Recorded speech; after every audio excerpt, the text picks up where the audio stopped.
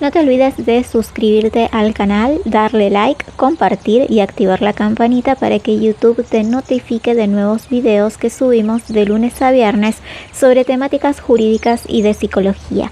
Muchas gracias por hacer crecer nuestro canal. Ahora sí, vamos al tema de hoy. Epistemología, tema 3. La epistemología como pensamiento crítico. Ahora vamos a desarrollar el texto de David Harvey, breve historia del neoliberalismo. El texto de David Harvey discute la evolución del capitalismo del siglo XX, especialmente después de la Segunda Guerra Mundial. En este periodo se establecieron nuevas formas de relaciones estatales e internacionales para evitar las crisis que amenazaron el orden capitalista en los años 30. Se crearon instituciones como la ONU, el Banco Mundial y el FMI, y se implementaron sistemas como el de Bretton Woods para estabilizar la economía global. El liberalismo embridado combinó el mercado, el Estado y la democracia para mantener el bienestar y la estabilidad. Sin embargo, en la década de 1970, las élites económicas se sintieron amenazadas por la disminución de sus ingresos y el desplome de sus activos, lo que llevó a una crisis de acumulación de capital. Esta situación incentivó movimientos como los golpes de Estado de Chile y Argentina, apoyado por Estados Unidos, que implementaron políticas neoliberales para restaurar el poder de clase. El neoliberalismo emergió como respuesta a esta crisis, promoviendo la privatización y la liberalización del mercado y desplazando el liberalismo embridado. Este proceso, aunque desigual y a menudo controvertido, convalidó una nueva ortodoxia económica en la década de 1990, conocida como el Consenso de Washington. Ahora, como hacemos siempre, vamos a responder preguntitas sobre este texto. 1. ¿Por qué el orden capitalista se ve amenazado en la primera mitad del siglo XX? El orden capitalista se vio amenazado debido a las catastróficas condiciones de la Gran Depresión de los años 30 y las rivalidades geopolíticas que llevaron a la Segunda Guerra Mundial. 2. ¿Qué instituciones surgen en el plano internacional y con qué objetivos? Surgieron la Organización de las Naciones Unidas ONU, el Banco Mundial, el Fondo Monetario Internacional FMI y el Banco de Pagos Internacionales de Basilea, con el objetivo de estabilizar las relaciones internacionales y fomentar el libre comercio. 3. ¿Qué es el liberalismo embridado? ¿En qué consiste el proyecto neoliberal? El liberalismo embridado es una combinación de Estado, mercado e instituciones democráticas para garantizar la paz, la integración y el bienestar. El proyecto neoliberal, por otro lado, se enfoca en la privatización, la liberalización del mercado y la reducción de la intervención estatal. 4. ¿Qué generó el liberalismo embridado? ¿Qué promocionó el Estado intervencionista?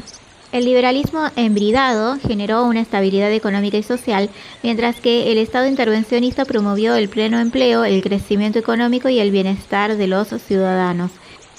¿Por qué el oro no podía seguir funcionando como la base metálica de la divisa internacional? Los tipos de cambio fijos y la necesidad de controlar los flujos del capital hicieron incompatible el sistema basado en el oro, a pesar de la necesidad de la libre circulación del dólar para funcionar como moneda de reserva global.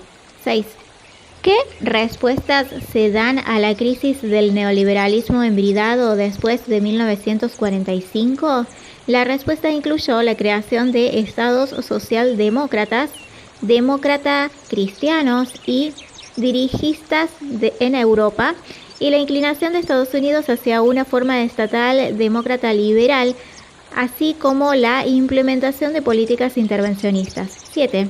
¿Qué es lo que se presenta como una amenaza política a las élites económicas en la década del 70? La unión del movimiento obrero y de los movimientos sociales, junto con el ascenso del desempleo y la inflación, representaron una amenaza política para las élites económicas. 8. ¿Qué papel jugaron los golpes de Estado de Chile y Argentina?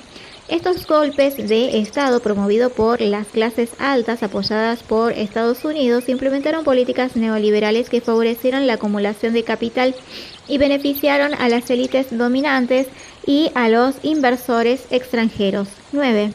¿Qué es la neoliberalización como proyecto utópico y qué como proyecto político? Como proyecto utópico, la neoliberalización busca la libertad total del mercado y la competencia. Como proyecto político se enfoca en restaurar el poder de clase y consolidar las libertades de mercado. 10. ¿Por qué es un problema la definición de clase? La definición de clase es problemática debido a las complejas y cambiantes relaciones de poder y a la dinámica económica que afecta la estructura social y la disminución de la riqueza. 11. ¿Por qué se intensifica el dominio de las finanzas? El dominio de las finanzas se intensifica debido a la liberalización del mercado y la concentración de riqueza en manos de una élite reducida, lo cual incrementa el poder de las instituciones financieras y sus actores principales. 12. ¿Cuál fue la novedad en los procesos de formación de clase? La novedad radica en la creciente concentración de la renta y la riqueza en manos de una pequeña élite y el aumento de la desigualdad social y económica como resultado de las políticas neoliberales. 13. ¿Qué es el sentido común? El sentido común en este contexto se refiere a las creencias y valores ampliamente aceptados y promovidos por la hegemonía cultural y económica que legitiman y naturalizan el orden neoliberal. 14. ¿Cómo el neoliberalismo desplazó al liberalismo embridado? El neoliberalismo desplazó al liberalismo embridado a través de la crisis de acumulación de capital en la década de 1970, las políticas de privatización y liberalización y la consolidación del consenso de Washington en la década de 1990. 15. ¿Cuál es la base de la retórica neoliberal? La base de la retórica neoliberal es la creencia de la eficiencia del mercado libre, la reducción de la intervención estatal y la promoción de la competencia y la responsabilidad individual. 16. ¿Cómo se produce la construcción de consenso en Estados Unidos y Gran Bretaña? La construcción de consenso se produce a través de la promoción de valores neoliberales en la cultura y la política, el control de los medios de comunicación y implementación de políticas que favorecen la acumulación de capital y el poder de las élites económicas.